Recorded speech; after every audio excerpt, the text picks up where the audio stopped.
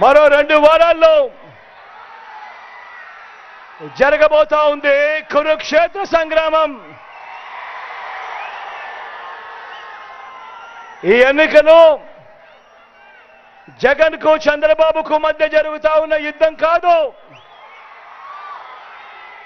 ఈ ఎన్నికలు పేదలకు చంద్రబాబు మోసాలకు మధ్య జరుగుతా ఉన్న యుద్ధం. ఈ ఎన్నికలు కేవలం ఎమ్మెల్యేలను కేవలం ఎంపీలను ఎన్నుకునేందుకు జరుగుతా ఉన్న యుద్ధం కాదు ఇది. ఈ ఎన్నికలు వచ్చే 5 ఏళ్ల మీ ఇంటింటి అభివృద్ధిని, పేదవాడి భవిష్యత్తుని నిర్ణయించబోయేది ఈ ఎన్నికలు అన్నది ప్రతి ఒక్కరూ కూడా గుర్తుపెట్టుకోమని సవినయంగా మీ అందరితో కూడా కోరుతా ఉన్నా. ఈ ఎన్నికల్లో మీ జగన్కు మీరు ఓటు వేస్తే పథకాలన్నీ కూడా కొనసాగింపు, మరో 2 అడుగులు ముందుకు,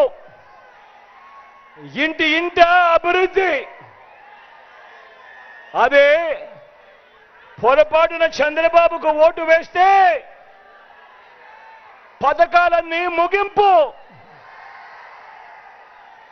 మళ్ళీ మోసపోవటమే.